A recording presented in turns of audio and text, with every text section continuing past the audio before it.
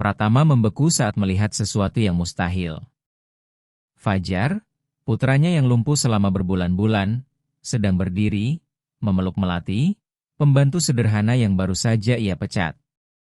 Kursi roda kosong di belakang mereka adalah bukti nyata dari keajaiban yang ia tolak untuk dipercaya.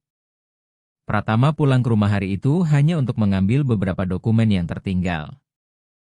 Ia tidak mengharapkan apapun selain melihat Fajar sendirian di ruang tamu menonton televisi, seperti biasanya sejak Melati pergi pagi tadi. Tapi ketika ia membuka pintu, ia mendengar suara-suara. Yang satu milik Fajar, yang lainnya milik Melati.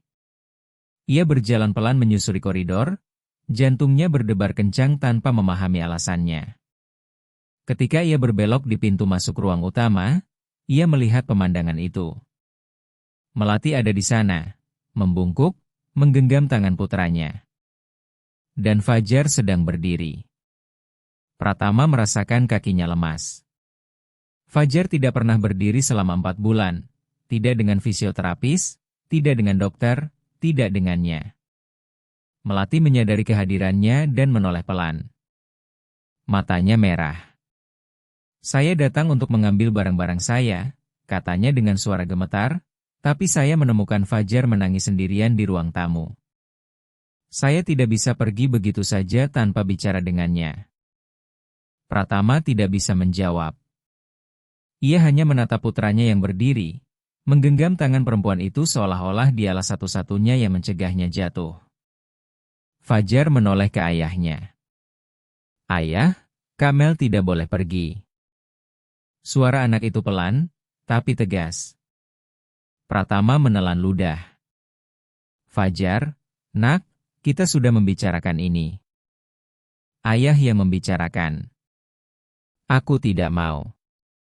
Air mata mulai mengalir di wajah anak itu. Kenapa ayah menyuruh dia pergi? Dia tidak melakukan kesalahan apapun. Pratama menatap Melati. Dia mengalihkan pandangan. "Nak, Melati harus pergi. Kita akan mencari orang lain untuk membantu." "Aku tidak mau orang lain. Aku mau Kak Mel." Fajar menggenggam tangan Melati lebih erat. Melati berlutut di depannya, menyamakan tingginya dengan mata anak itu. "Fajar, lihat aku." Dia menurut. "Ayahmu punya alasannya sendiri, dan kita harus menghormati itu. Tapi aku butuh kamu." Suara anak itu pecah. Melati menyeka air mata yang mengalir di pipinya. "Kamu kuat, Fajar. Lebih kuat dari yang kamu bayangkan. Lihat apa yang baru saja kamu lakukan. Kamu berdiri sendiri." Fajar menunduk, baru pertama kali menyadari bahwa ia berdiri tanpa pegangan. Matanya membelalak. "Aku berdiri." "Iya. Dan kamu tahu kenapa? Karena kamu mau. Karena kamu memutuskan. Tapi itu karena kamu ada di sini. Karena aku tidak mau kamu pergi." Melati menggenggam tangannya. "Fajar, kamu bisa melakukan ini kapan saja, dengan atau tanpa aku." Anak itu menggeleng. "Tidak bisa. Aku sudah mencoba. Aku sudah mencoba berkali-kali, tapi tidak bisa." "Kamu bisa.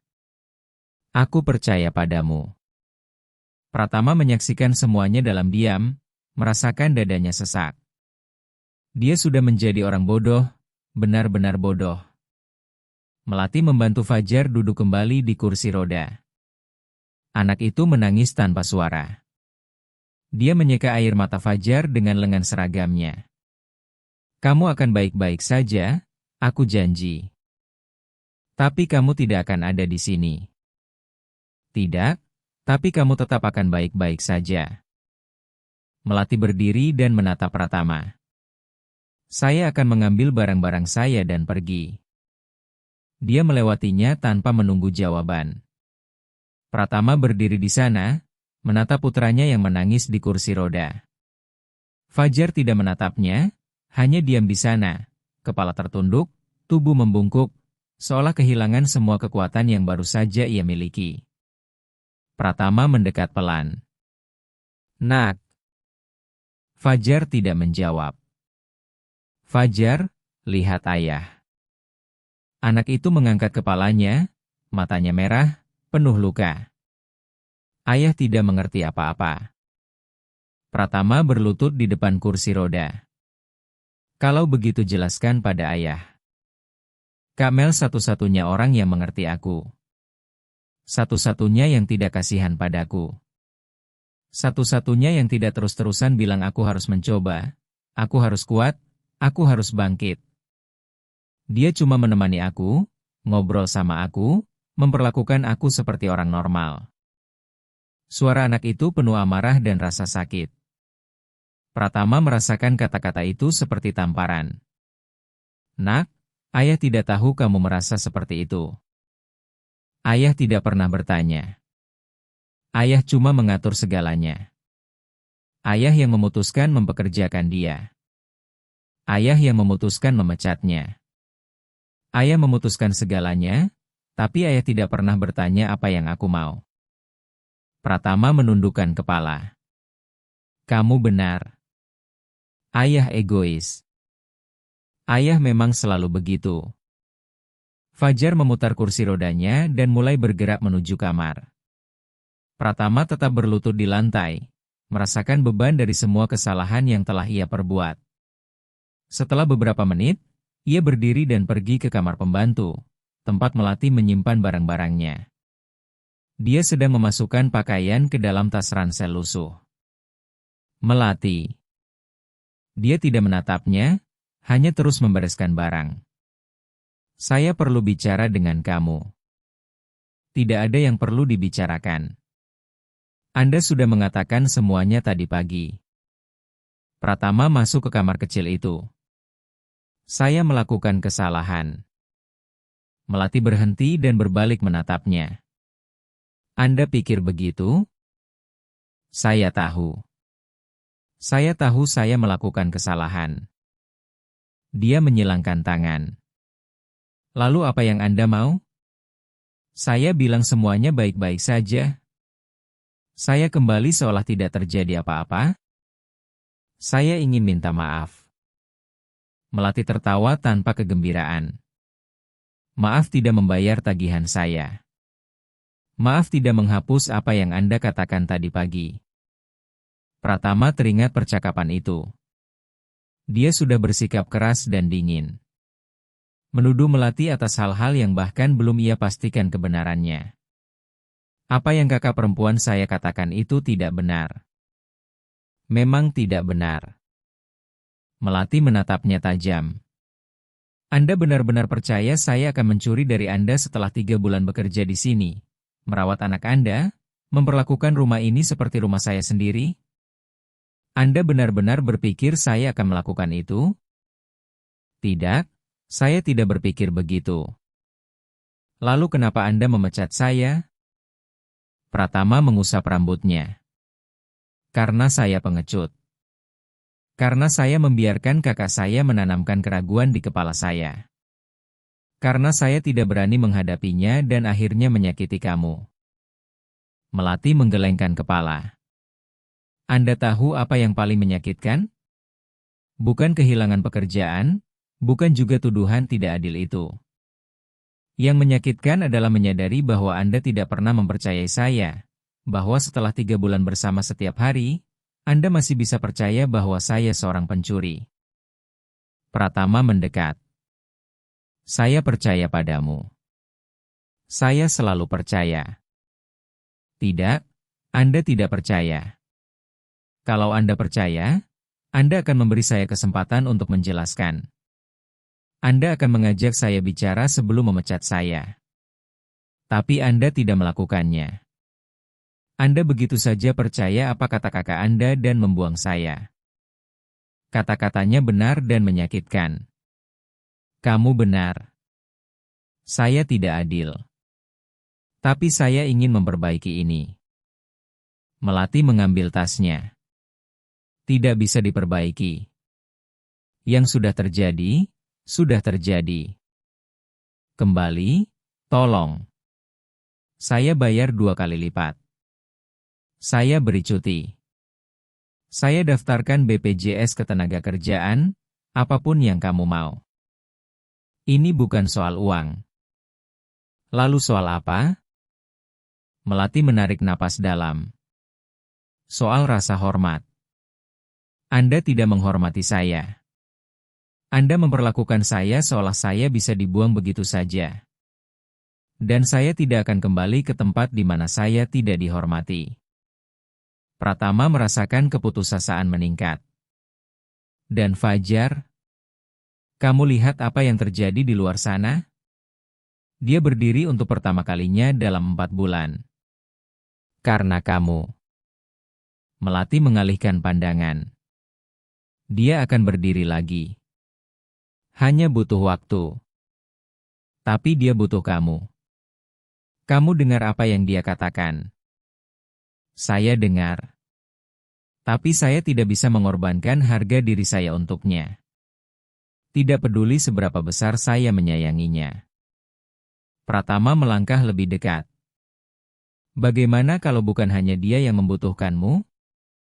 Melati mengangkat matanya. Apa? Bagaimana kalau saya juga membutuhkanmu? Dia terdiam, tatapannya bingung.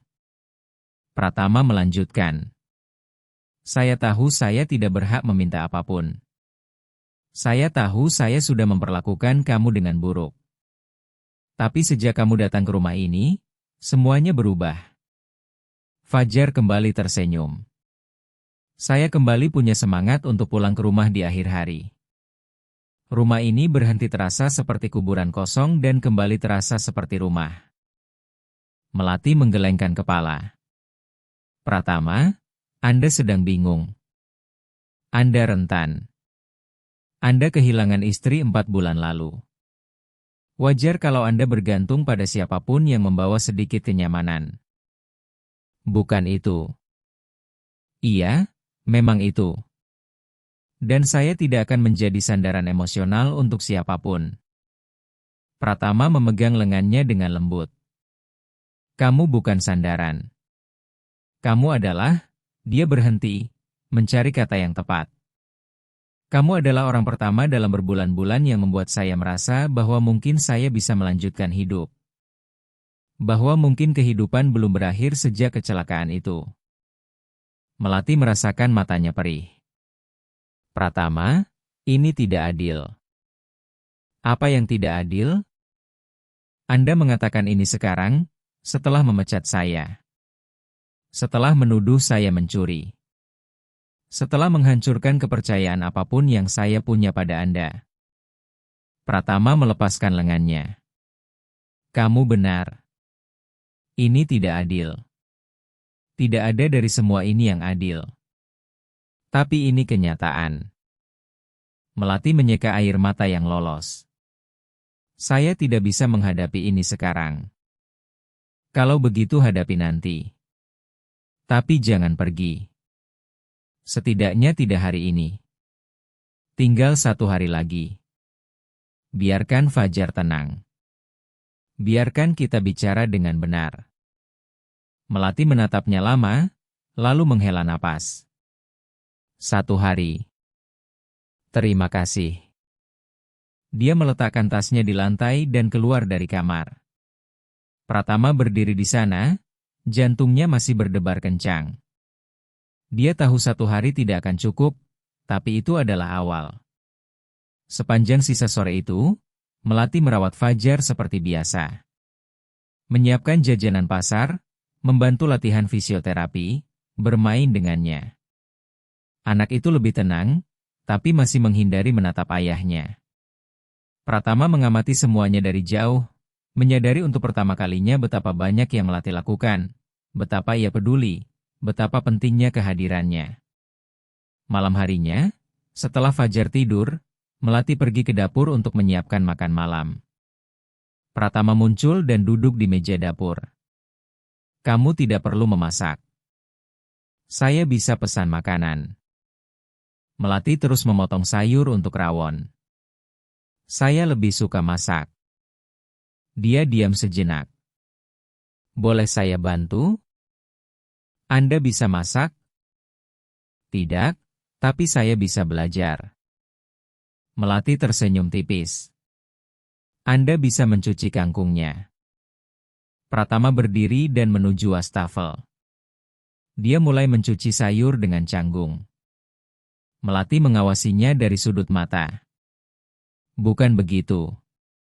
Kamu harus pisahkan daun satu persatu dan cuci dengan benar. Dia mencoba lagi, masih kikuk.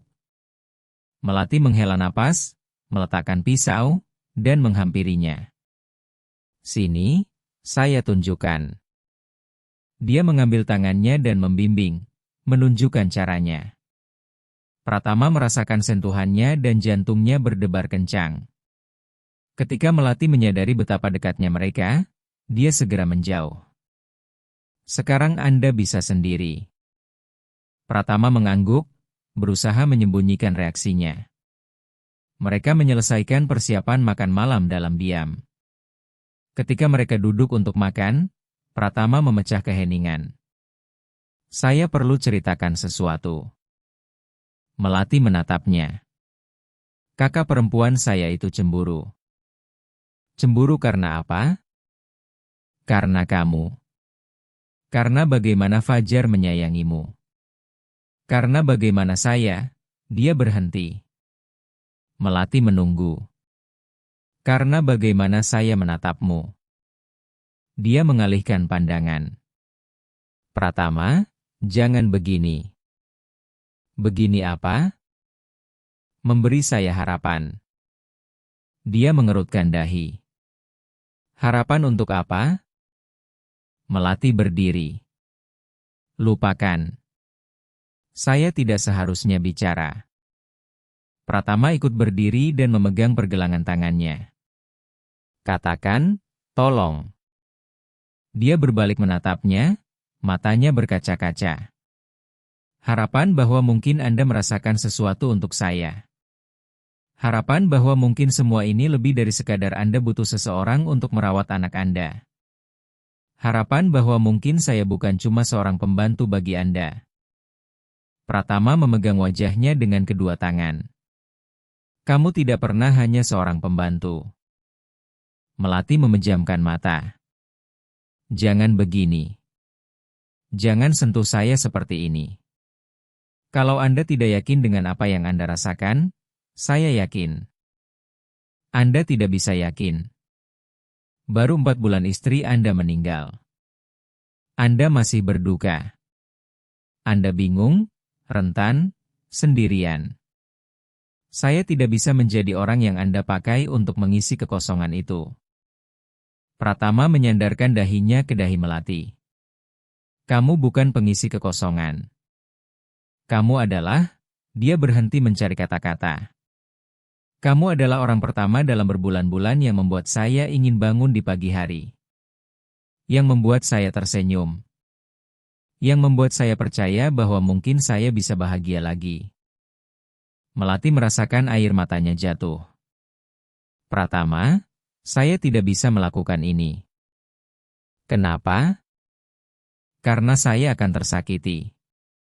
Karena di dalam hati saya tahu Anda belum siap. Karena saya bukan dari dunia Anda.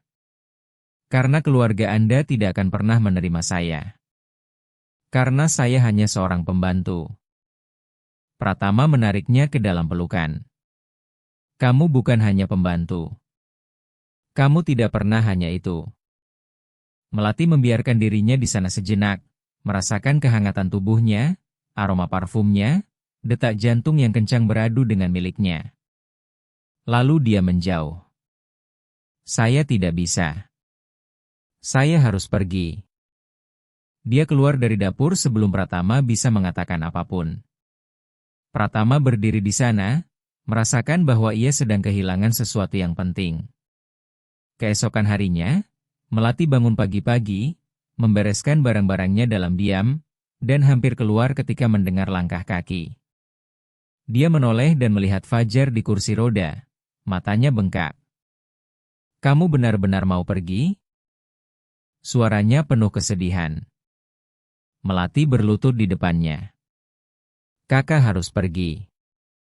Kenapa? Kamu tidak sayang lagi sama kita? Kakak sangat sayang. Tapi kadang sayang saja tidak cukup. Fajar memeluknya erat. Aku akan kangen Kak Mel. Kakak juga akan kangen kamu setiap hari. Dia menjauh dan menatap matanya. Tapi kamu harus janji satu hal padaku. Apa? Bahwa kamu akan terus mencoba untuk berdiri. Bahwa kamu tidak akan menyerah. Fajar merasakannya menangis. Aku janji. Melati mencium dahinya dan berdiri. Pratama berdiri di pintu, mengamati semuanya. Dia melewatinya tanpa berkata apapun. Ketika sampai di pintu depan, dia berkata, "Saya tidak akan melupakanmu." Melati berhenti, tapi tidak menoleh. Seharusnya Anda lupa. Dia keluar dan menutup pintu. Pratama berdiri di sana, merasakan kekosongan kembali menguasai rumah. 3 hari berlalu. 3 hari yang terasa seperti 3 tahun. Fajar kembali tidak bicara. Kembali menolak makan, kembali menghabiskan seharian penuh di kamar. Pratama mencoba segalanya. Mempekerjakan pembantu baru bernama Sari, tapi Fajar menolak berinteraksi dengannya. Memanggil psikolog, tapi anak itu tidak membuka mulut. Pada hari ketiga, kakak perempuan Pratama datang. Aku dengar kamu sudah memecat pembantu itu. Bagus. Pratama menatapnya dengan marah. Kamu berbohong padaku. Kakaknya berpura-pura terkejut. Maksudmu? Melati tidak mencuri apapun. Kamu mengarang semua itu supaya aku memecatnya. Aku tidak mengarang apapun. Aku cuma memperingatkanmu. Pratama mendekatinya. Kamu cemburu. Kamu tidak tahan melihat perempuan lain merawat Fajar. Kamu tidak tahan melihat aku mungkin menyukai seseorang yang bukan dari kalangan kita. Ratna memerah. Kamu gila? Perempuan itu sudah mengguna-gunaimu. Tidak. Perempuan itu menunjukkan padaku bahwa aku bisa bahagia lagi. Dan kamu menghancurkan itu. Pratama, dia cuma pembantu. Kamu benar-benar berpikir bisa punya hubungan dengannya? Aku tidak berpikir. Aku yakin. Dan kamu tidak akan lagi ikut campur dalam hidupku. Aku kakakmu. Memang. Tapi itu tidak memberimu hak untuk menghancurkan kebahagiaanku. Ratna mengambil tasnya. Kamu akan menyesal. Ketika dia meninggalkanmu, ketika dia mengambil apa yang dia mau, kamu akan lihat bahwa aku benar. Dia keluar membanting pintu. Pratama berdiri di sana berpikir. Dia harus menemukan Melati. Dia harus memperbaiki semua ini. Dia menghabiskan sisa hari mencari alamatnya. Ketika akhirnya berhasil, sudah malam. Dia mengambil mobil dan berkendara ke kampung sederhana tempat Melati tinggal. Ketika dia mengetuk pintu, seorang perempuan parubaya membuka. Selamat malam. Saya mencari Melati. Perempuan itu menatapnya curiga. Siapa Anda? Saya Pratama, majikannya. Perempuan itu memasang wajah masam. Mantan majikan yang memecatnya. Pratama menundukkan kepala. Iya. Saya melakukan kesalahan dan datang untuk minta maaf. Dia tidak ada di sini. Di mana dia? Pergi mencari pekerjaan lain. Ada tagihan yang harus dibayar. Pratama merasakan dadanya sesak. Ibu bisa memberitahu saya kalau dia sudah pulang? Ini mendesak. Perempuan itu ragu, tapi akhirnya mengangguk. Pratama meninggalkan nomor teleponnya dan pergi. Ketika pulang ke rumah, ia menemukan Fajar duduk di lantai ruang tamu, menangis. "Nak, apa yang kamu lakukan di situ?" Fajar mengangkat wajahnya. "Aku sedang mencoba berdiri, seperti yang Kamel minta. Tapi aku tidak bisa tanpa dia." Pratama berlutut di sampingnya dan memeluknya. "Kamu akan bisa, dan ayah akan membantumu." "Ayah janji?" "Ayah janji." 2 hari lagi berlalu. Melati tidak menelepon balik. Pratama mulai kehilangan harapan ketika menerima sebuah pesan. Isinya adalah alamat tempat Melati bekerja sekarang. Ia membawa Fajar, mendudukannya di kursi roda, dan berkendara ke sana. Itu adalah sebuah rumah besar di perumahan daerah Rungkut. Ia memencet bel. Melati yang membuka. Ketika melihat Pratama dan Fajar di sana, wajahnya pucat. "Apa yang kalian lakukan di sini?" Fajar mengulurkan kedua tangannya. "Aku kangen Kak Mel." Melati berlutut dan memeluknya. "Kakak juga kangen kamu." Pratama berdeham. "Melati, saya perlu bicara denganmu." Dia berdiri. "Pratama, saya sedang bekerja." "Saya tahu, tapi ini tidak bisa menunggu." Dia menoleh ke belakang ke arah rumah. "Saya tidak bisa sekarang. Tolong, cuma 5 menit." Melati menghela napas dan meminta izin kepada majikan barunya, Bu Yanti. Mereka pergi ke trotoar. "Apa yang Anda mau?" Pratama menarik napas dalam. "Saya mau kamu kembali." "Saya sudah bilang, saya tidak akan kembali. Kalau begitu saya akan tetap di sini sampai kamu berubah pikiran." Melati menyilangkan tangan. "Anda tidak bisa melakukan itu." "Bisa. Dan saya akan melakukannya." Fajar menatapnya. "Kak Mel, tolong, kembali. Aku butuh kamu." Melati merasakan hatinya teremas. "Fajar, ini tidak sesederhana itu." "Sederhana kok. Kak Mel kembali dan kita bahagia lagi." Pratama menggenggam tangan Melati. Dia benar. Ini sederhana. Kamu kembali, kita coba lagi, dan tidak ada yang akan ikut campur lagi. Saya janji. Melati menatap matanya. "Bagaimana kalau gagal?" "Setidaknya kita sudah mencoba." "Tapi bagaimana kalau berhasil?" Melati menatap Fajar, lalu Pratama, dan merasakan semua pertahanan yang ia bangun selama beberapa hari terakhir runtuh. Ia tahu ia mempertaruhkan segalanya. Tahu ia bisa keluar dari semua ini dengan hati yang hancur. Tapi ketika menatap anak laki-laki di kursi roda itu, dengan mata penuh harapan, ia tidak bisa mengatakan tidak. "Saya harus memberikan pemberitahuan di sini." 2 minggu. Pratama menggeleng. "Saya yang akan bicara dengan majikanmu.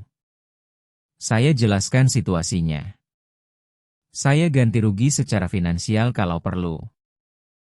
Melati hendak memprotes, tapi dia melanjutkan. "Tolong, biarkan saya membereskan ini. Biarkan saya melakukan sesuatu yang benar." Dia mengangguk pelan.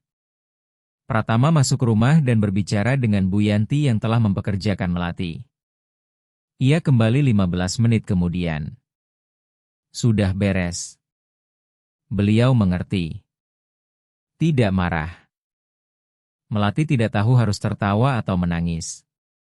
Semuanya terjadi terlalu cepat. "Kita pulang?"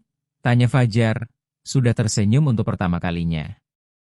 Melati menatapnya dan tidak bisa menahan senyum. "Ayo pulang." Perjalanan pulang sunyi, tapi berbeda. Ada sesuatu di udara, sebuah harapan, sebuah kemungkinan. Ketika tiba di rumah mewah itu, Fajar meminta Melati membantunya latihan. Dia setuju. Pratama mengamati dari pintu kamar. Ia melihat betapa sabarnya Melati, bagaimana ia menjelaskan setiap gerakan, bagaimana ia merayakan setiap kemajuan kecil. Setelah makan malam, ketika Fajar sudah tidur, Pratama mengajak Melati bicara di ruang tamu. Saya ingin menetapkan beberapa aturan. Melati menegang. Aturan seperti apa? Aturan pertama, saya tidak akan mengambil keputusan apapun tentangmu tanpa mendengarmu lebih dulu. Aturan kedua, masalah apapun yang muncul, kita bicarakan. Tidak membiarkan siapapun menanamkan keraguan atau gosip. Aturan ketiga, kamu bebas pergi kapanpun kamu mau. Tanpa perlu memberikan penjelasan. Melati sedikit rileks. Dan aturan keempat, Pratama mendekatinya. Kita berhenti berpura-pura tidak merasakan apa-apa satu sama lain. Melati mengalihkan pandangan. Pratama, saya masih pikir Anda sedang bingung. Saya tidak bingung, dan saya akan membuktikannya. Bagaimana? Dengan memberi waktu. Tidak terburu-buru.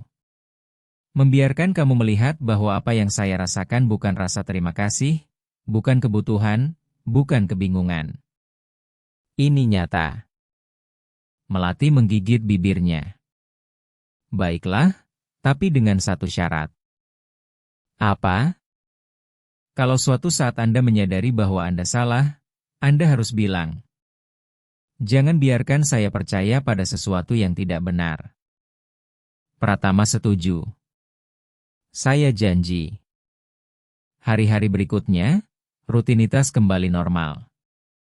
Melati merawat Fajar, mengurus rumah, menyiapkan makanan, tapi ada sesuatu yang berbeda. Pratama lebih hadir. Pulang lebih awal dari kantor, makan malam bersama mereka, membantu latihan Fajar, dan selalu menemukan alasan untuk berada dekat Melati. Suatu hari ia muncul di dapur saat Melati menyiapkan makan siang. Butuh bantuan? Melati tersenyum. Anda masih belum bisa masak. Kalau begitu ajari saya. Dia menghela napas dan menyerahkan pisau serta beberapa sayuran. Potong ini. Pratama mulai memotong dengan canggung. Melati memutar bola matanya dan menghampirinya. Bukan begitu. Nanti jari Anda terpotong. Dia meletakkan tangannya di atas tangan Pratama, membimbing gerakannya. Pratama merasakan seluruh tubuhnya bereaksi terhadap sentuhan itu. Begini, pelan-pelan, hati-hati. Suaranya keluar pelan, dekat dengan telinganya. Pratama menoleh dan keduanya sangat dekat. Melati menyadari kedekatan itu dan segera menjauh. Sekarang Anda bisa sendiri. Tapi suasananya sudah berubah. Keduanya tegang, terlalu sadar akan kehadiran satu sama lain. Malam harinya, setelah Fajar tidur, Pratama menemukan Melati di teras. Boleh saya duduk? Dia mengangguk. Mereka duduk dalam diam beberapa menit, hanya memandangi halaman yang diterangi lampu taman. Saya sedang berpikir, Pratama memulai. Tentang apa? Tentang betapa bodohnya saya mempercayai kakak saya. Tentang betapa hampir saya kehilangan kamu dan Fajar karena kepengecutan semata. Melati menoleh padanya. Anda bukan pengecut. Anda hanya sedang bingung. Tidak, saya memang pengecut. Saya takut menghadapi kakak saya. Takut mengakui bahwa saya merasakan sesuatu untukmu. Takut akan segalanya. Dan hampir menghancurkan satu-satunya hal baik yang terjadi dalam hidup saya. Melati merasakan jantungnya berdebar. Pratama, biarkan saya selesai. Dia berbalik menghadapnya. Saya tahu ada banyak hal yang rumit di antara kita, tapi saya tidak mau berpura-pura lagi. Saya sangat menyukaimu. Dan bukan karena kamu merawat Fajar dengan baik, bukan karena kamu membuat rumah ini berjalan, bukan rasa terima kasih. Ini karena kamu luar biasa. Karena kamu kuat, berdedikasi, penuh kasih sayang.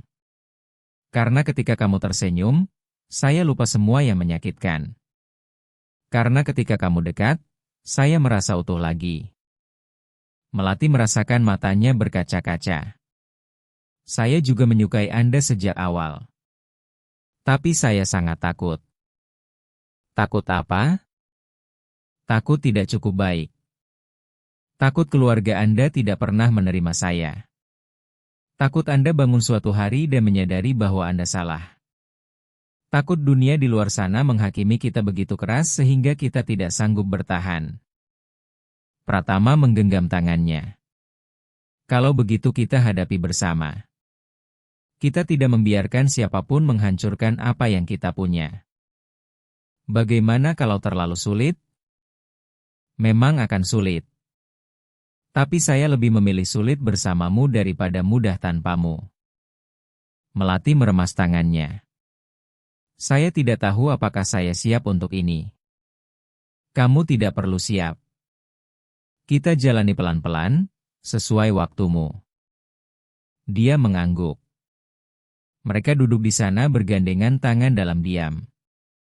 Tapi itu adalah keheningan yang nyaman, penuh janji yang belum terucap. Minggu berikutnya, kakak perempuan Pratama datang lagi. Dia masuk tanpa mengetuk dan menemukan Melati bermain dengan Fajar di ruang tamu. Kamu kembali.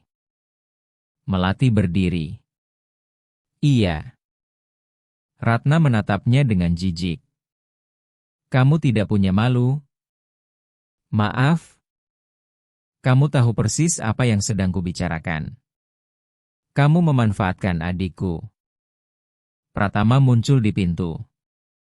Aku sudah memperingatkanmu untuk tidak datang ke sini. Ratna berbalik menghadapnya.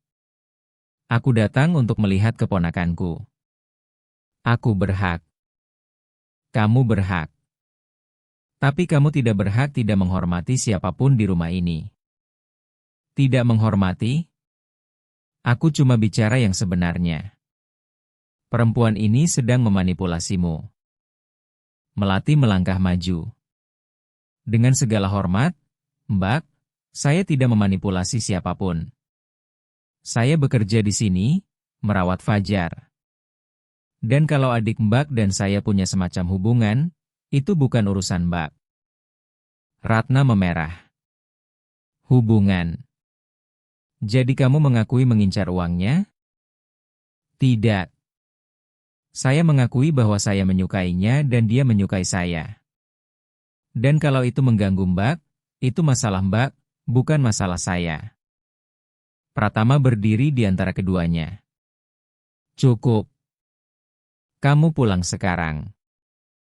Ratna menatapnya tidak percaya. Kamu mengusirku dari rumahmu? Iya. Dan jangan kembali sampai kamu belajar menghormati orang-orang yang aku pilih ada di dalam hidupku. Ratna mengambil tasnya. Kamu akan menyesal. Ibu dan bapak akan tahu soal ini. Seluruh keluarga akan tahu. Bagus. Beritahu semua orang. Aku tidak peduli lagi. Ratna keluar membanting pintu begitu keras hingga dinding bergetar. Fajar, yang menyaksikan semuanya dalam diam, menatap ayahnya. Ayah suka sama Kak Mel? Pratama menoleh ke putranya. Suka. Seperti pacar? Pratama menatap Melati yang wajahnya memerah. Belum, tapi ayah inginnya begitu. Fajar tersenyum. Aku juga mau begitu. Jadi Kak Mel tidak akan pernah pergi lagi. Melati berlutut di depannya. Fajar, meskipun aku dan ayahmu tidak berpacaran, aku tidak akan pergi. Aku janji. Anak itu memeluknya. Beneran janji?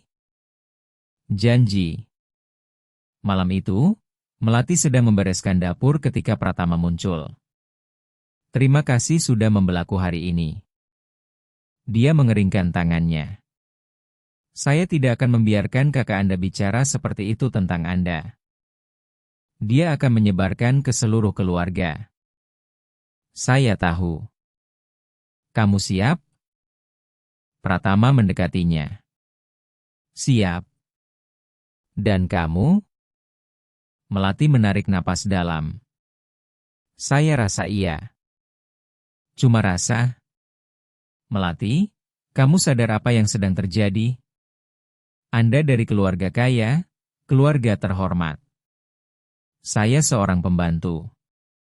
Orang-orang akan bicara, akan menghakimi, akan mengkritik Anda. Biarkan mereka bicara. Ini tidak sesederhana itu. Ini akan mempengaruhi bisnis Anda, pertemanan Anda, posisi sosial Anda. Pratama memegang wajahnya. Saya tidak peduli. Semua itu tidak ada artinya kalau saya tidak bisa bersama orang yang saya mau. Dan Fajar? Sudah memikirkan apa yang akan orang-orang katakan tentang dia? Orang-orang akan selalu bicara tentang dia yang duduk di kursi roda, tentang dia yang tidak punya ibu, tentang apapun. Tapi saya lebih suka dia tumbuh melihat ayahnya bahagia daripada melihat ayahnya hidup demi penampilan. Melati merasakan air matanya naik. Saya tidak mau Anda kehilangan segalanya karena saya. Saya tidak akan kehilangan apapun. Saya hanya akan mendapatkan kamu. Dia tidak bisa menahan lagi dan menangis. Pratama menariknya ke dalam pelukan. Saya sangat takut mengecewakan Anda. Kamu tidak akan mengecewakanku. Bagaimana Anda bisa yakin? Karena saya mengenalmu. Saya sudah melihat siapa kamu sebenarnya. Dan saya percaya padamu. Melati menjauh dan menatap matanya. Kalau begitu baiklah. Kita coba. Tapi pelan-pelan. Pratama tersenyum. Pelan-pelan. Dia mencondongkan tubuh dan menciumnya. Ciuman yang lembut, hati-hati, penuh janji. Ketika mereka berpisah, Melati gemetar. Sudah lama saya ingin melakukan ini, katanya. Saya juga. Mereka berdiri di sana berpelukan lama, hanya merasakan kehadiran satu sama lain.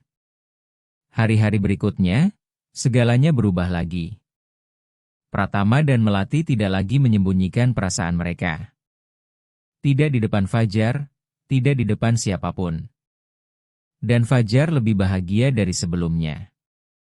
Suatu hari ia meminta untuk mencoba berdiri lagi. Melati dan Pratama membantunya. Anak itu berhasil berdiri hampir 30 detik sebelum duduk kembali, kelelahan tapi tersenyum. Melati merayakannya dengan memeluknya. Pratama punya air mata di matanya. Itu pertama kalinya ia melihat putranya membuat kemajuan nyata. Tapi tidak semuanya indah. Keluarga Pratama mulai menelepon, mengirim pesan, datang tanpa pemberitahuan. Semuanya berusaha meyakinkannya bahwa ia melakukan kesalahan. Orang tuanya mengatur makan malam untuk membicarakan situasinya. Pratama tidak ingin pergi, tapi tahu ia harus menghadapinya. Dia meminta Melati ikut bersamanya. Dia ragu, tapi setuju. Di makan malam itu, ketegangan terasa jelas.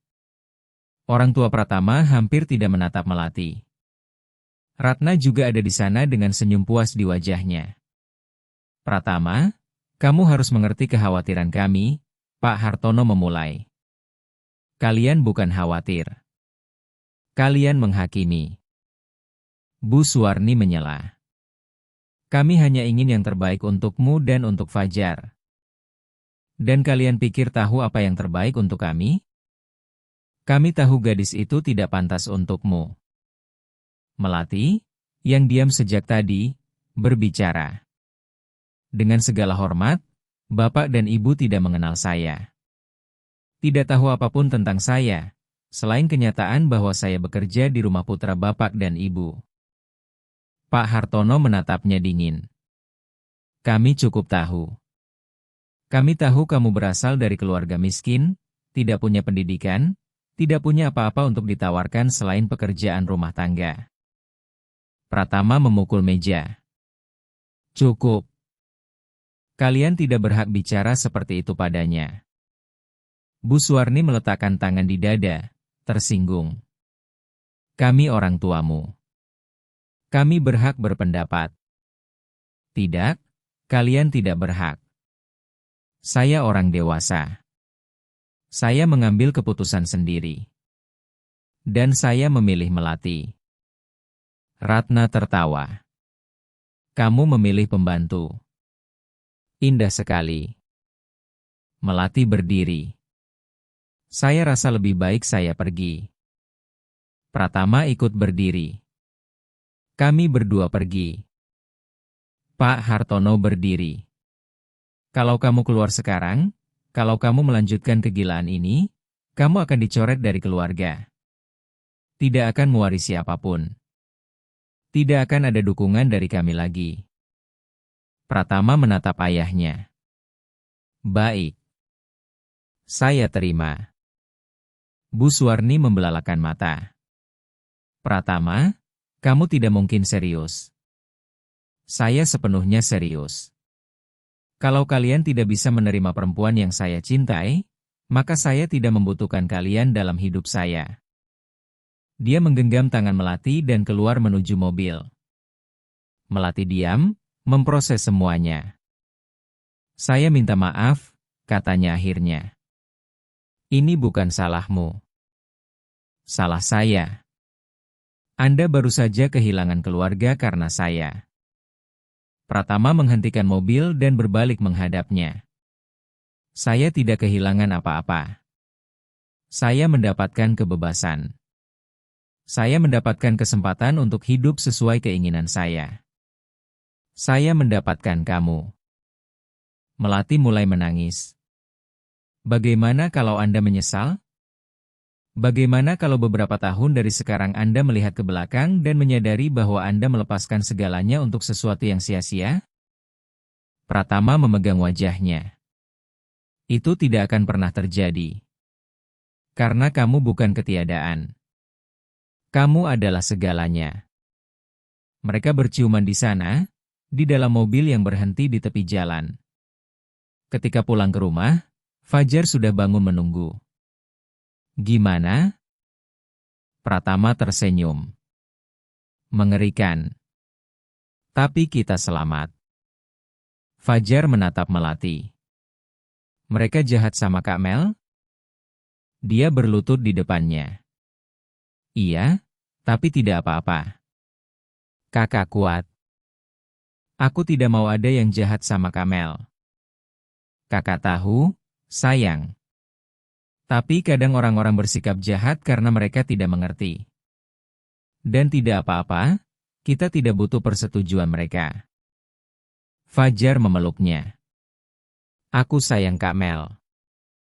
Itu pertama kalinya dia mengatakannya. Melati merasakan hatinya meledak. Kakak juga sayang kamu. Pratama menyaksikan adegan itu dengan tenggorokan tercekat. Dia tahu ia telah mengambil keputusan yang benar. Bulan-bulan berikutnya, kehidupan mulai tertata. Fajar terus membaik. Bisa berdiri dalam waktu yang semakin lama. Mulai melangkah beberapa langkah dengan pegangan. Para dokter kagum. Pratama dan Melati mengumumkan hubungan mereka secara terbuka. Reaksi beragam. Beberapa teman mendukung, yang lain menjauh. Tapi mereka tidak peduli. Suatu hari, Pratama pulang ke rumah membawa sebuah kotak. Apa ini? Tanya Melati. Buka. Dia membuka dan melihat kertas-kertas, dokumen-dokumen. Apa ini? Pendaftaran kuliah. Kamu akan belajar, lulus, dan menjadi apa yang selalu kamu impikan. Melati menatapnya dengan mata berkaca-kaca. Pratama, saya tidak bisa menerima ini. Bisa dan akan. Karena kamu layak mendapatkannya. Dan karena saya ingin mendukungmu dalam segala hal yang kamu inginkan. Dia melingkarkan lengannya di leher Pratama. Terima kasih untuk segalanya. Untuk mempercayai saya, untuk membela saya, untuk mencintai saya. Saya yang harusnya berterima kasih padamu karena sudah kembali, karena memberi kita kesempatan, karena menyayangi anak saya, karena membuat saya bahagia lagi. Mereka berciuman. Fajar muncul di pintu. Kalian mau nikah? Keduanya berpisah, terkejut. Apa? Fajar mengulangi. Kalian mau nikah? Soalnya aku mau Kamel jadi ibuku beneran. Melati merasakan hatinya teremas. Fajar, kakak tidak bisa menggantikan ibumu. Aku tahu. Tapi Kamel bisa jadi ibuku juga. Seseorang bisa punya dua ibu, kan? Pratama menatap Melati. Bisa, kalau dia mau. Melati tidak bisa bicara, hanya menangis. Fajar menghampirinya. Kak Mel mau? Dia berlutut dan memeluknya. Kakak mau? Lebih dari apapun. Pratama bergabung dalam pelukan. Mereka bertiga berpelukan di sana, menangis dan tertawa bersamaan. Beberapa bulan kemudian, Pratama melamar Melati. Sederhana saja. Di rumah, hanya mereka bertiga. Dia menjawab ya tanpa ragu. Pernikahan mereka kecil, hanya teman-teman dekat. Akad nikah dilaksanakan di sebuah masjid kecil di Surabaya. Keluarga Pratama tidak datang, tapi dia tidak peduli. Dia sudah punya semua yang ia butuhkan di sana. Pada hari pernikahan, Fajar menjadi pengiring dan bersikeras masuk berjalan kaki. Masih dengan susah payah, masih berpegangan, tapi berjalan. Seluruh tamu yang hadir di masjid bertepuk tangan. Melati menangis begitu banyak hingga hampir tidak bisa mengucapkan ijab kabul, tapi dia berhasil. Dan ketika Pratama menggenggam tangannya, mengesahkan ikatan mereka, dia tahu semua itu sepadan. Semua ketakutan, semua keraguan, semua rasa sakit. Semuanya sepadan. Di resepsi sederhana di rumah, Fajar berdiri dan memberikan sambutan. Aku ingin berterima kasih kepada Bunda Mel karena dia tidak menyerah padaku dan tidak menyerah pada ayahku. Dia bisa saja pergi dan tidak pernah kembali. Tapi dia kembali, dan sekarang kita adalah keluarga yang sesungguhnya. Semua orang bertepuk tangan. Melati memeluk anak itu erat. Terima kasih sudah membiarkan aku menjadi bagian dari hidupmu. Terima kasih karena sudah tinggal. Pratama menarik mereka berdua ke dalam pelukan. Aku sayang kalian berdua, lebih dari apapun di dunia ini. Melati menatapnya.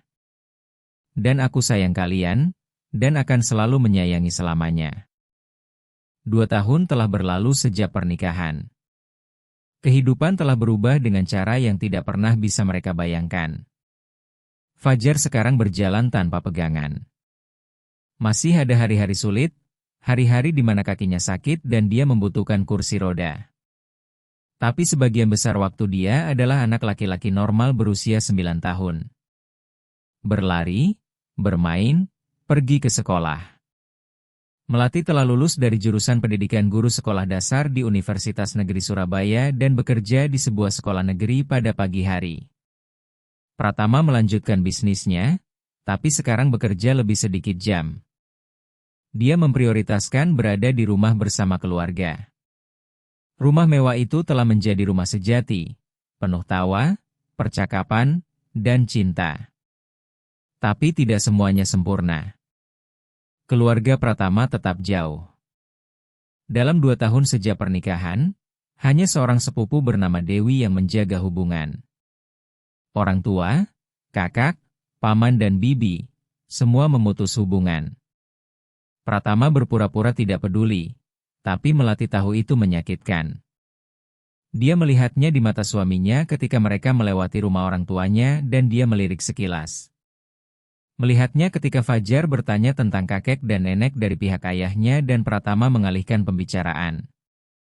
Suatu hari, Melati memutuskan bahwa dia harus melakukan sesuatu. Dia menunggu Pratama berangkat kerja dan Fajar pergi ke sekolah. Lalu dia mengambil telepon dan menelepon ibu mertuanya. Perempuan itu mengangkat di dering ketiga. "Halo, Bu Suwarni. Ini Melati. Hening di seberang sana. Saya tahu ibu tidak ingin bicara dengan saya. Saya tahu ibu menganggap saya tidak cukup baik untuk putra ibu. Tapi saya perlu ibu tahu sesuatu. Pratama menderita. Dia tidak bilang, tapi saya melihatnya. Dia merindukan keluarganya. Dan Fajar juga. Fajar menanyakan kakek dan neneknya setiap minggu, dan kami tidak tahu harus bilang apa. Ibu mertuanya tetap diam. Melati menarik napas dalam dan melanjutkan. Saya tidak meminta ibu untuk menyukai saya. Saya tidak meminta ibu menerima saya. Tapi saya meminta agar jangan menghukum putra dan cucu ibu karena saya. Mereka tidak pantas mendapatkan ini. Sudah selesai? Suara ibu mertuanya keluar dingin. Sudah. Kalau begitu dengarkan sekarang. Putra saya membuat pilihan. Pilihan yang mempermalukan seluruh keluarga. Dia menikahi seorang pembantu, dan sekarang dia harus hidup dengan konsekuensinya. Melati merasakan amarahnya naik, tapi mengendalikan diri. Ibu sedang kehilangan kesempatan untuk mengenal cucu, melihat mereka tumbuh, menjadi bagian dari kehidupan mereka. Bukan. Putra sayalah yang kehilangan. Dia kehilangan segalanya. Keluarga, posisi sosial, kehormatan, semuanya karena kamu. Tidak. Dia mendapatkan keluarga yang benar-benar mencintainya. Dia mendapatkan putra yang sehat. Dia mendapatkan kedamaian. Tapi ibu benar dalam satu hal. Dia kehilangan keluarga yang hanya peduli pada penampilan. Melati menutup telepon sebelum mendengar jawabannya. Dia gemetar karena marah dan sedih. Ketika Pratama pulang ke rumah, dia menceritakan apa yang telah dilakukannya. Dia memeluknya. Kamu tidak perlu melakukan itu. Perlu. Saya tidak tahan lagi melihat kamu menderita dalam diam. Saya tidak menderita. Iya, kamu menderita. Dan tidak apa-apa mengakuinya. Kamu kehilangan keluargamu. Wajar kalau merindukan mereka. Pratama duduk di sofa. Kadang saya bertanya-tanya apakah saya membuat pilihan yang benar. Melati merasakan hatinya teremas. Kamu menyesal? Tidak, tidak pernah.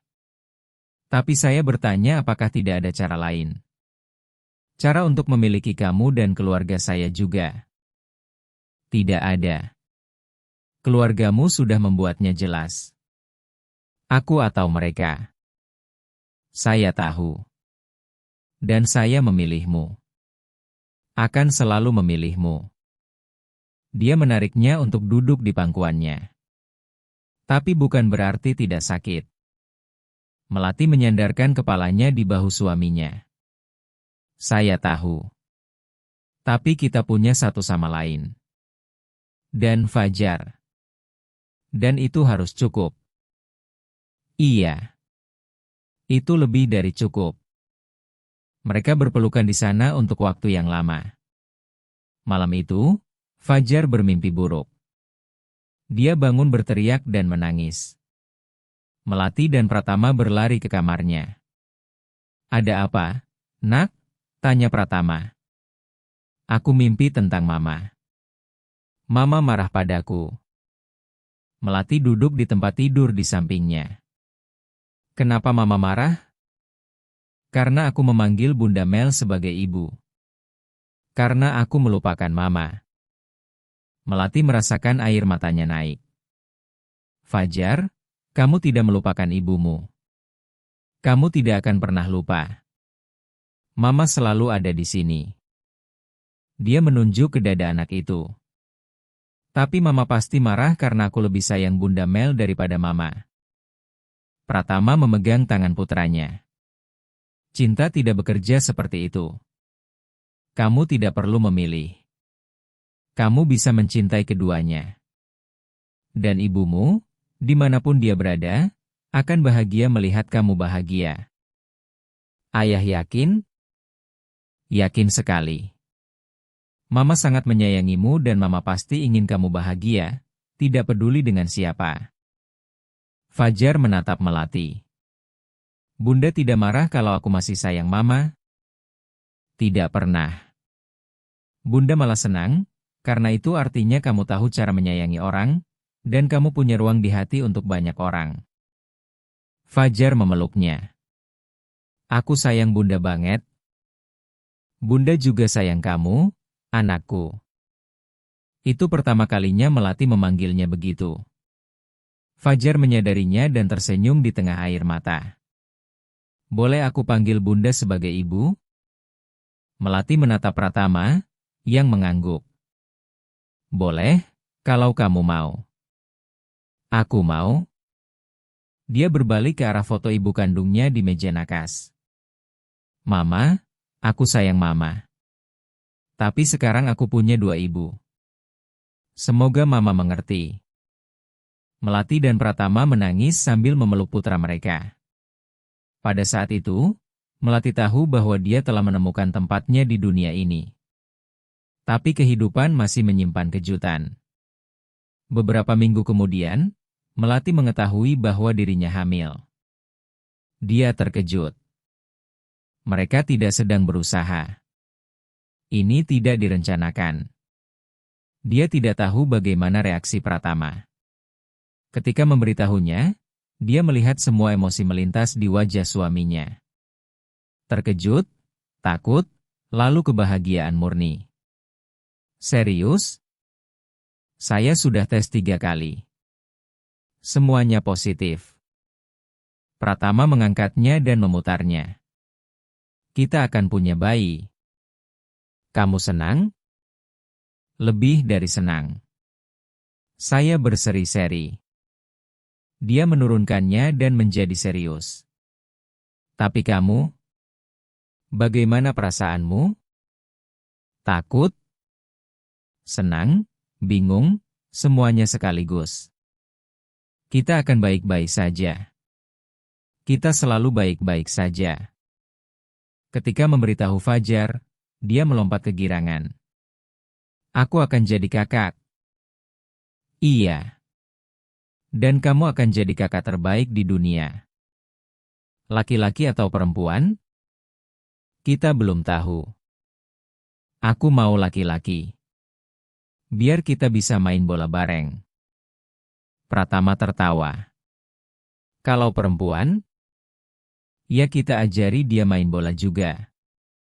Melati memeluk anak itu. Kamu akan jadi kakak yang luar biasa.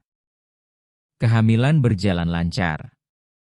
Melati terus bekerja sampai bulan ke-7. Pratama lebih protektif dari sebelumnya.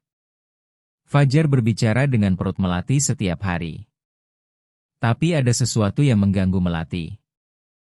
Dia ingin orang tua Pratama mengenal cucu mereka. Bukan untuk dirinya, tapi untuk Pratama. Dia tahu suaminya menginginkan itu, meskipun tidak mengakuinya. Maka suatu hari, tanpa memberitahu siapapun, dia pergi ke rumah mertuanya di kawasan Darmo. Memencet bel. Mbak Rina, pembantu rumah itu, membuka pintu. Saya perlu bicara dengan Bu Suwarni. Mbak Rina ragu, tapi membiarkannya masuk. Bu Suwarni turun dari tangga, dan ketika melihat Melati, wajahnya pucat. Apa yang kamu lakukan di sini? Saya datang untuk bicara dengan ibu. Saya tidak punya apa-apa untuk dibicarakan denganmu. Kalau begitu dengarkan saja. Melati meletakkan tangan di perutnya yang sudah besar. Saya hamil. Dalam 2 bulan, ibu akan punya cucu lagi. Dan cucu ini akan tumbuh tanpa mengenal kakek nenek dari pihak ayah, sama seperti Fajar. Dan saya hanya ingin ibu tahu, ini bukan salah mereka, bukan salah Pratama. Ini salah ibu. Ibu memilih harga diri daripada keluarga. Bu Suwarni memerah. Kamu tidak berhak datang ke sini menggurui saya. Saya berhak, karena saya mencintai putra ibu. Saya mencintainya sungguh-sungguh. Bukan karena uang, bukan karena posisi sosial, bukan karena apapun selain siapa dirinya. Dan dia pantas memiliki ibunya dalam hidupnya. Dia pantas memiliki keluarga yang utuh. Dia punya sampai kamu muncul. Tidak. Dia punya keluarga yang mengontrolnya, yang memutuskan segalanya untuknya, yang hanya peduli tentang apa kata orang. Itu bukan keluarga, itu penjara. Bu Suwarni melangkah maju. Kamu tidak tahu apa-apa. Kamu tidak tahu rasanya menjaga nama baik keluarga, tradisi, martabat. Ibu benar, saya tidak tahu. Tapi saya tahu apa itu cinta sejati. Dan saya tahu Pratama bahagia. Lebih bahagia dari yang saya bayangkan pernah dia rasakan. Dan kalau ibu tidak bisa melihat itu, kalau ibu tidak bisa berbahagia atas kebahagiaan putra ibu sendiri, maka saya kasihan pada ibu. Melati berbalik untuk pergi. Tunggu. Dia berhenti, tapi tidak berbalik. Saya tidak setuju dengan apa yang putra saya lakukan. Saya tidak setuju dengan kalian. Tapi saya tidak mau kehilangan cucu-cucu saya. Melati berbalik. Kalau begitu berhenti mencoba mengontrol hidupnya. Terima bahwa dia sudah membuat keputusannya sendiri. Hadirlah. Bu Suwarni menyeka air mata yang lolos. Sulit melihat dia bersamamu, mengetahui dia melepaskan segalanya. Dia tidak melepaskan segalanya.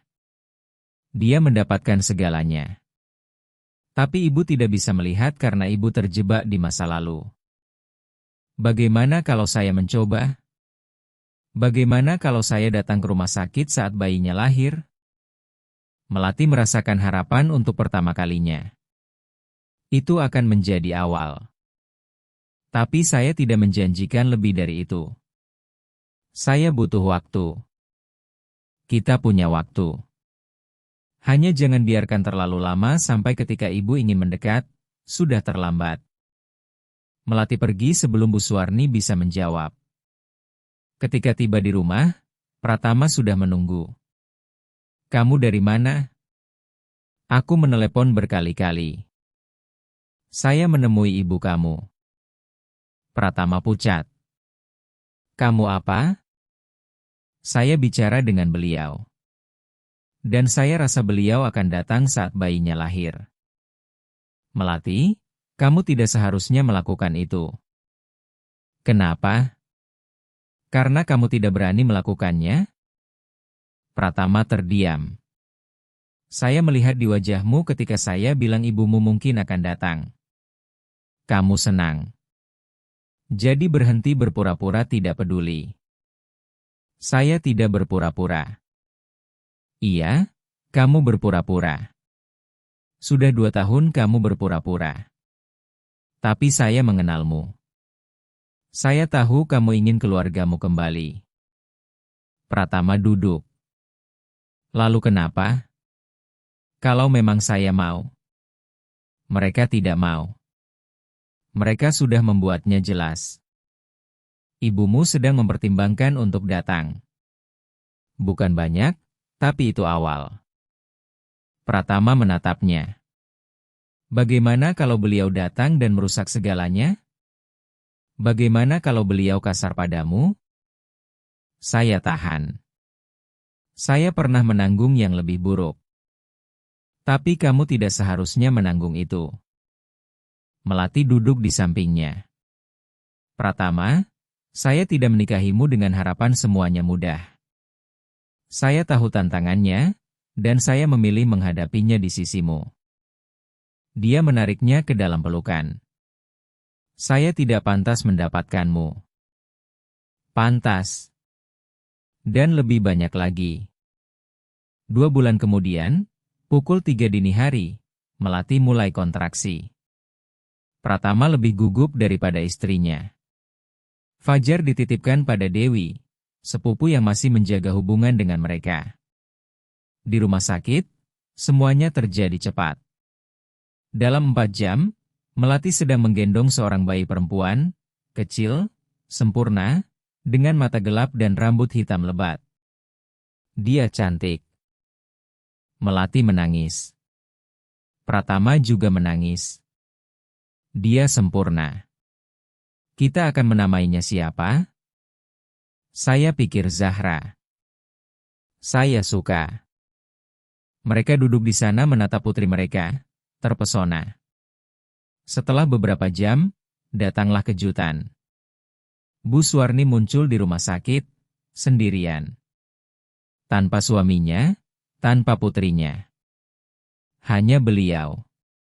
Pratama tertidur di kursi ketika ibunya masuk. Melati terjaga, sedang menyusui bayinya. Kedua perempuan itu saling menatap. "Boleh saya masuk?" tanya Bu Suwarni pelan. "Boleh." Bu Suwarni mendekat perlahan. Ketika melihat cucunya, matanya dipenuhi air mata. Dia cantik. Iya. Boleh saya gendong? Melati ragu, tapi mengangguk. Bu Suwarni mengambil bayi itu di tangannya dengan hati-hati. Bayi perempuan itu membuka mata dan menatap neneknya. "Halo, sayang. Saya nenekmu. Maaf sudah begitu lama baru mengenalmu." Pratama terbangun saat itu. Ketika melihat ibunya menggendong putrinya, dia tidak bisa bereaksi. "Ibu." Bu Suwarni berbalik padanya. "Halo, nak." Pratama berdiri. Keduanya saling menatap dalam waktu lama. Lalu Bu Suwarni mulai menangis. "Ibu minta maaf untuk semuanya. Untuk meninggalkanmu, untuk tidak mendukung, untuk keras kepala." Pratama memeluknya, masih dengan bayi di antara mereka. "Saya sangat rindu ibu. Ibu juga rindu kamu, setiap hari." Mereka berpelukan menangis sementara bayi tidur tenang di antara mereka. Melati menyaksikan semuanya dengan air mata di matanya. Bu Suwarni menjauh dan menatap Melati. "Saya juga perlu minta maaf padamu. Saya sudah memperlakukanmu dengan buruk. Saya menghakimi tanpa mengenal. Saya membiarkan prasangka berbicara lebih keras." Melati menyeka air matanya. "Sudah dimaafkan. Dan kamu benar-benar bersedia berubah?" "Iya. Saya tidak menjanjikan akan mudah. Saya dibesarkan dengan cara tertentu. Percaya pada hal-hal tertentu. Tapi saya bersedia mencoba. Untuk mereka." Dia menatap Pratama dan bayi itu. "Dan untuk diri saya juga. Karena saya tidak mau kehilangan waktu lagi. Saya sudah kehilangan 2 tahun." Pratama memegang tangan ibunya. "Bagaimana dengan Bapak? Dan Ratna?" Bu Suwarni menghela napas. "Bapakmu masih keras kepala. Tapi beliau akan luluh. Ibu yakin. Dan kakakmu, dia akan butuh waktu lebih lama, tapi ibu akan berusaha. Dan keluarga yang lain? Satu langkah pada satu waktu. Untuk saat ini hanya ibu. Tapi ibu ada di sini, dan akan terus ada di sini." Zahra mulai menangis. Bu Suwarni menimangnya dengan lembut. "Boleh nenek ganti popoknya?" "Boleh." Bu Suwarni mengambil popok dan dengan gerakan terampil mengganti cucunya. Melati menyadari untuk pertama kalinya bahwa Bu Suwarni pernah menjadi seorang ibu, pernah merawat anak-anak, punya cinta di dalam dirinya. Hanya tersembunyi di balik begitu banyak lapisan harga diri dan tradisi. Hari-hari berikutnya, Bu Suwarni datang ke rumah sakit setiap hari. Membawa makanan, membantu dengan bayi, mengobrol dengan Melati. Pada hari ketiga, beliau meminta bicara berdua saja dengan menantunya. "Melati, Saya tahu kita memulai dengan tidak baik. Tapi saya ingin memulai dari awal. Sungguh-sungguh. Saya juga ingin. Saya tahu ini akan butuh waktu. Saya tahu saya sudah menyakiti putra saya. Tapi saya ingin memperbaikinya. Kalau begitu kita perbaiki bersama. Bu Suwarni menggenggam tangannya. Terima kasih sudah tidak menyerah pada putra saya. Untuk memperjuangkannya. Untuk membuatnya bahagia. Saya akan melakukannya lagi, 1000 kali. Saya tahu. Dan sekarang saya mengerti mengapa dia memilihmu. Ketika keluar dari rumah sakit, Bu Suwarni ikut bersama mereka ke rumah. Fajar canggung di awal, tapi perlahan mendekati neneknya. Nenek memenangkannya dengan perhatian dan kasih sayang. Seminggu kemudian, Pak Hartono muncul. Tidak meminta maaf, tidak bilang dia salah. Hanya bilang ingin mengenal cucunya. Pratama menerimanya. Dia tahu bapaknya tidak akan pernah mengakui kesalahannya. Tapi beliau ada di sana. Dan itu sudah berarti sesuatu. Ratna lebih lama lagi. Butuh 3 bulan untuk muncul. Dan ketika datang, itu hanya karena ibunya sangat mendesak. Dia masih dingin dengan Melati, tapi setidaknya sedang berusaha.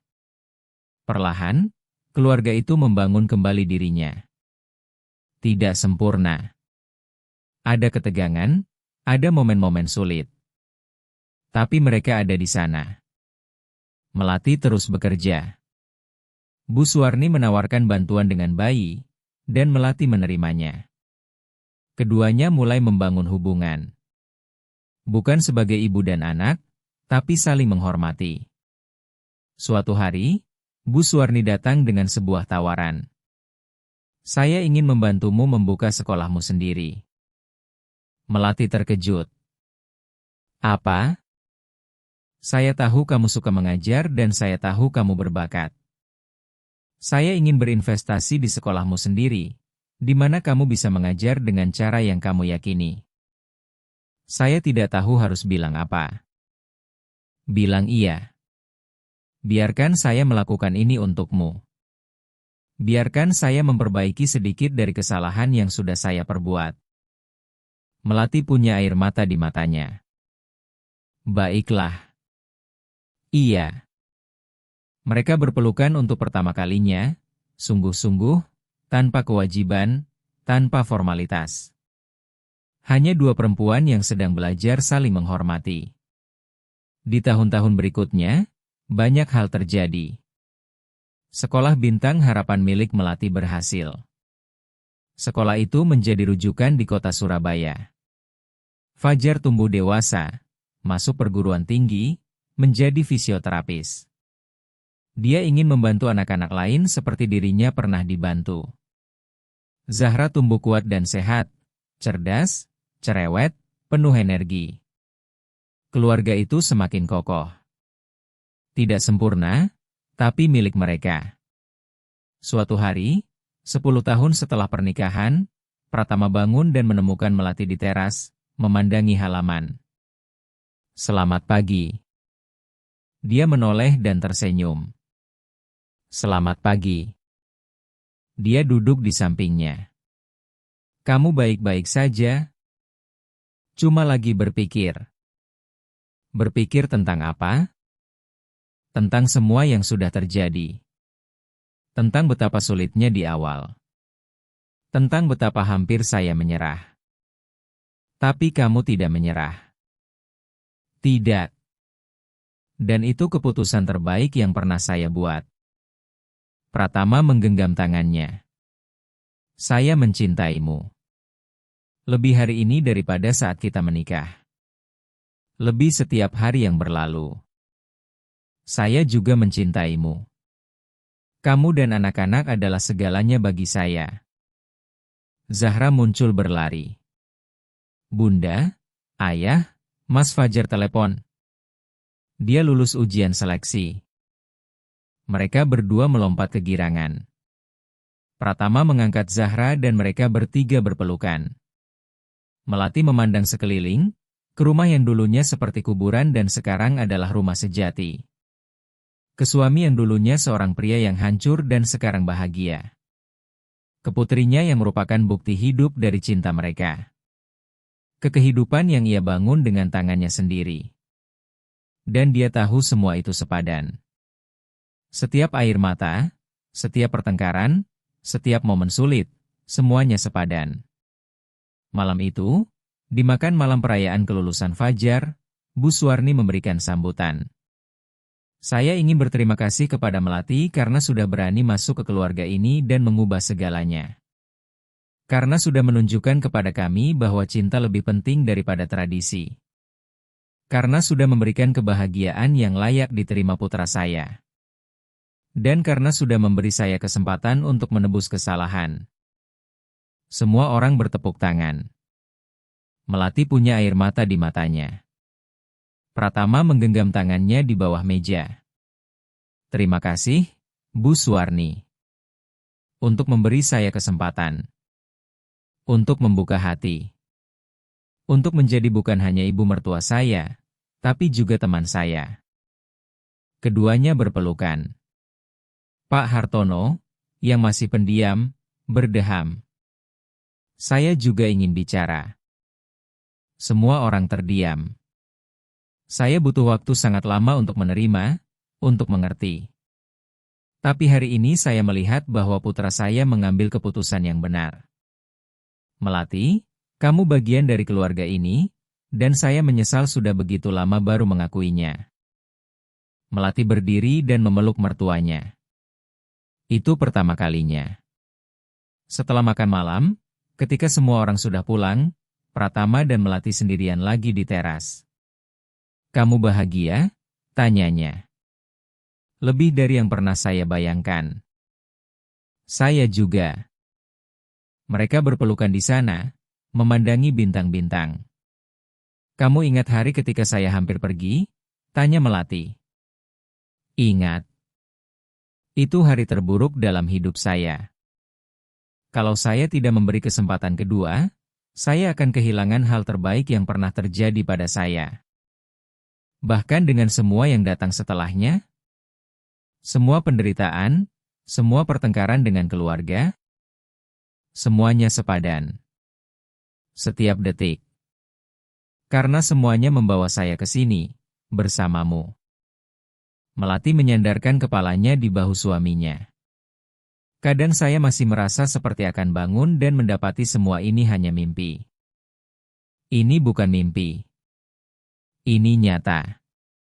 Kita nyata. Saya tahu. Tapi rasanya terlalu indah untuk jadi kenyataan. Pratama mengarahkan wajahnya ke arahnya. Ini kenyataan. Dan akan terus begitu selamanya. Mereka berciuman. Ciuman yang penuh janji yang sudah ditepati, pertempuran yang sudah dimenangkan, cinta yang sejati. Di dalam rumah, Zahra tidur dengan tenang. Fajar ada di apartemennya merayakan bersama teman-teman. Bu Suwarni di rumahnya melihat foto-foto cucu di ponsel. Dan semuanya ada di tempatnya. Ini bukan dongeng. Memang sulit, menyakitkan kadang-kadang. Tapi ini nyata dan ini milik mereka. Melati memandang langit dan bersyukur.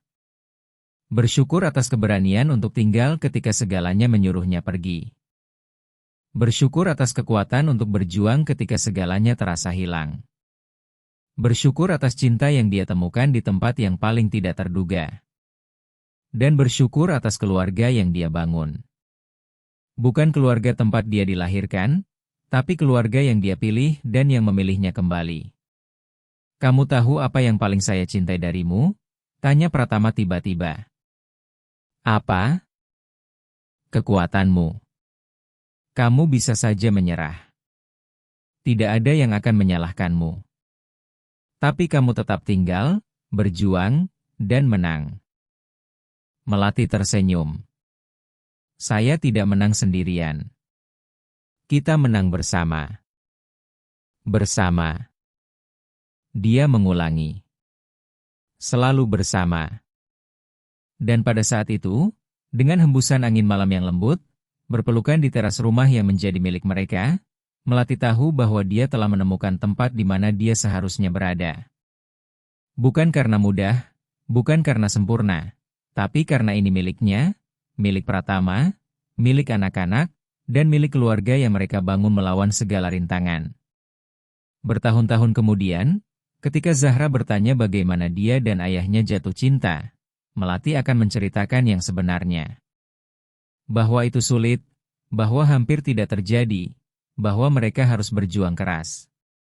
Tapi semua itu sepadan dengan setiap detiknya. Dan ketika ditanya apakah dia akan melakukannya lagi, dia akan menjawab tanpa ragu. 1000 kali iya. Karena itulah yang membawa saya kepada kalian. Kepada kehidupan yang tidak pernah saya impikan, tapi sekarang tidak bisa saya bayangkan hidup tanpanya.